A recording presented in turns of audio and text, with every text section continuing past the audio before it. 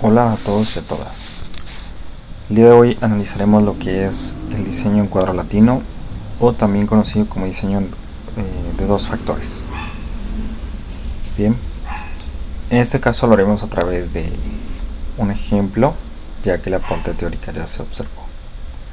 Bien, en este ejemplo lo que nos menciona es que una compañía de mensajería desea conocer cuál es la marca de llanta que más le ofrece rendimiento y también mayor duración en función del desgaste. Son comparadas 4 marcas de llantas, en este caso llamadas A, B, C y D, ¿sí?, en una prueba de 32.000 kilómetros recorridos utilizando diferentes tipos de vehículos utilitarios y haciendo la rotación correspondiente de los neumáticos en las diferentes posiciones para las 4 ruedas del vehículo, ¿sí? Como en este caso el factor objetivo es el tipo de llanta, ya que es lo que nos interesa saber, y se tienen aparte de 2 factores que influyen en lo que es el factor objetivo, ¿sí?, que influyen o no, nos menciona aquí. Entonces cuando nos dice que influyen o no, significa que de ahí van a salir nuestras hipótesis, ¿sí?, el saber si realmente influyen o no influyen en el objetivo. Esos factores son el tipo de automóvil y la posición de las llantas. Por lo tanto, es que debemos hacer un tratamiento en cuadro latino de estos datos, ¿sí? Es decir, cuando tenemos dos variables que influyen sobre otra, ¿sí?, utilizamos este sistema de cuadro latino. Bien. Entonces, algo que caracteriza a lo que es el diseño en cuadro latino es que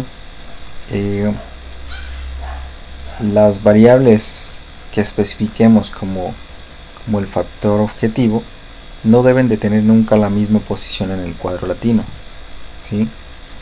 Dentro de lo que son las filas, no se debe repetir nunca la posición ni en fila ni en columna de nuestro factor principal, ¿sí? Como en este caso nuestro factor principal es la marca de llanta, me permití yo aquí identificarlas con un color diferente para que pudiéramos observar cómo es que jamás se repiten ni la posición en renglón ni la posición en columna, ¿sí?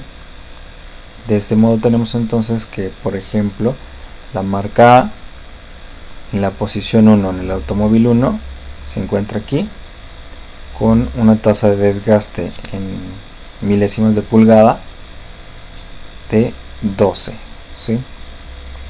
Y si observamos, no se repite ni la posición ni el tipo de automóvil en la segunda opción.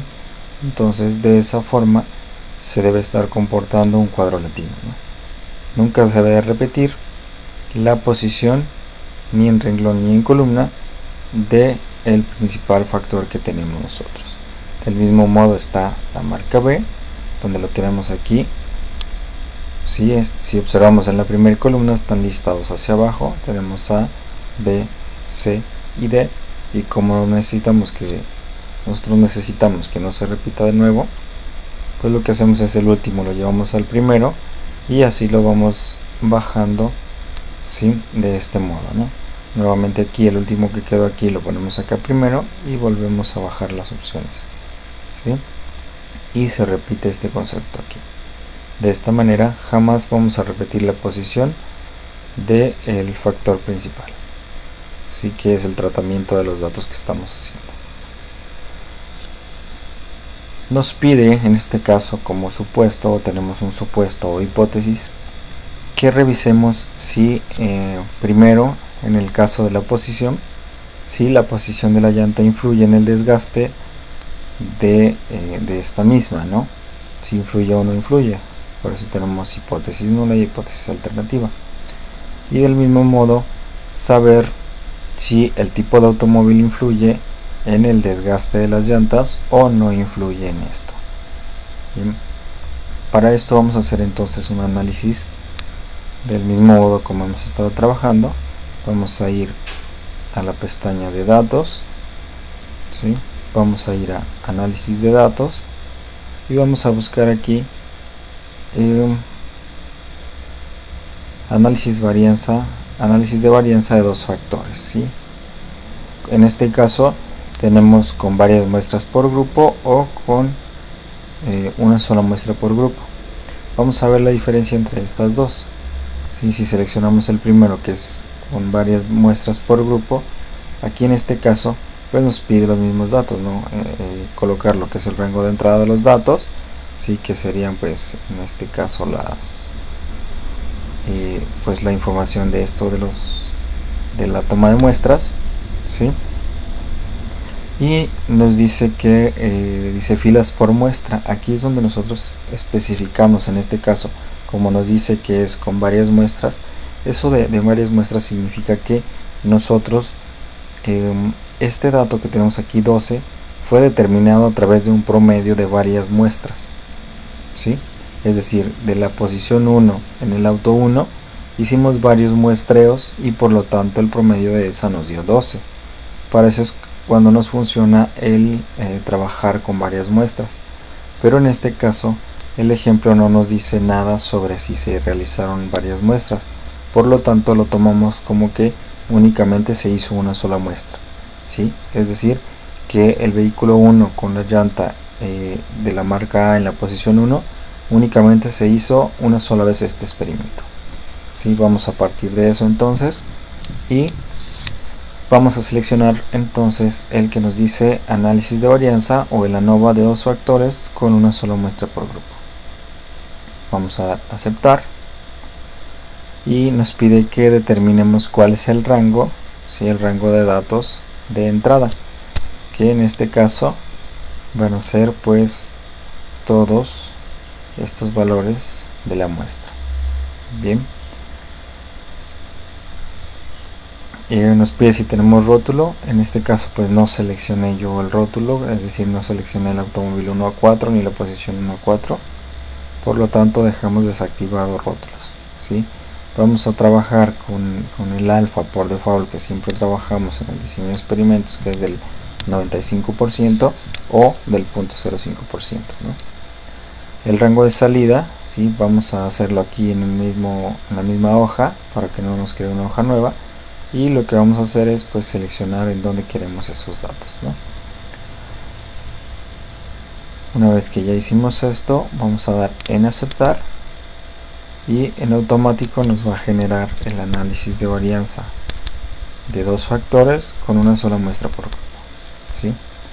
Si nosotros hiciéramos este cálculo de forma manual, tendríamos que determinar la suma de cuadrados de cada uno de los datos, la suma de cuadrados del error, la suma de cuadrados totales, etcétera. O sea, muchos cálculos que pues de esta forma Excel los realiza de forma automática y nos favorece en la cuestión de tiempos para análisis de datos, ¿no? Tenemos entonces que pues aquí nos dice que la suma en este caso de la fila 1 pues es 44, que lo que hace es la sumatoria por filas y luego la sumatoria por columnas para poder hacer el análisis de los factores, ¿no? En este caso de los dos factores que están influyendo. Entendamos que fila es la posición, ¿sí? Y que columna es el tipo de automóvil en el cual ha sido colocado la llanta para la prueba. Bien, si vamos nuevamente a lo que es el ANOVA o el análisis de varianzas, que es lo que realmente nos interesa aquí, y para saber entonces nosotros, o para poder aceptar o rechazar las hipótesis, tenemos que observar lo que es ya sea la probabilidad o ya sea el F calculado o el F crítico, ¿sí? Para determinar si se acepta o se rechaza la hipótesis. Entendamos entonces que para el caso de la posición, que la posición eran las filas, entonces en las filas vamos a tener que observar aquí ya sea la probabilidad o F crítico contra F calculado para rechazar o aceptar la hipótesis nula. ¿Cómo hacemos esto? Observando entonces, si recordamos la manera en que aceptábamos o rechazamos la hipótesis nula, ¿sí? Decíamos que observando lo que es la probabilidad, bien, vamos a marcarlo aquí, ¿sí? Que si la probabilidad era mayor al punto 95, entonces se aceptaba, ¿no? Es decir, si es superior al punto 95, la hipótesis se acepta, ¿sí? Por lo tanto, como en este caso estamos hablando de que es punto 68, que no es superior al punto 95, por lo tanto la hipótesis de que la posición de las llantas sí influye en el desgaste es totalmente falso, ¿no? Por lo tanto se rechaza, ¿sí? Y se acepta la hipótesis alternativa, donde decimos que la posición no influye para nada en el desgaste de las llantas, ¿sí? Estamos hablando aquí de que son las filas, ¿no? Por lo tanto hablamos de que es la posición de las llantas por fila. Bien, entonces se rechaza esta hipótesis donde decimos que la posición sí influye, y decimos que en realidad la posición de la llanta no influye para nada. Bien, ahora vamos a ver el caso de que nuestra hipótesis nos dice que el tipo de automóvil sí influye en el desgaste de las llantas. Bien, vamos a ver aquí. Bien, tenemos también que es del punto 0.75, por lo tanto esta hipótesis, para el caso entonces, como el F crítico es mayor que el F calculado, también entonces se rechaza el que el automóvil o el tipo de automóvil influye en el desgaste de las llantas, ¿sí? Más que utilizar la probabilidad para determinar si se rechaza o se acepta, es ver la veracidad de los datos, ¿no? Bien, entonces aunque ya habíamos mencionado que funciona para determinar si se acepta o se rechaza, está más en función del F calculado, ¿no? Que es de las tablas de Fisher. ¿Sí? Si el F crítico es mayor que el F calculado, entonces se rechaza, ¿sí? ¿Qué es lo que está sucediendo en ambos casos? Como el F calculado es mayor que el F crítico es mayor que el F calculado, entonces estamos rechazando esa hipótesis, ¿sí? De este modo aceptamos o rechazamos cualquiera de los dos, ¿sí? Y la probabilidad nos da esa veracidad de datos, ¿no? Que si por ejemplo, si este es mayor al punto 0.5, nos dice que tenemos pues más del 95% de veracidad de los datos. Es para lo único que nos pudiera servir, ¿vale? Pero entonces influye más F crítico y F calculado en relación de si se acepta o se rechaza esta hipótesis o no. Espero haya quedado claro, y pues cualquier duda estamos a sus órdenes.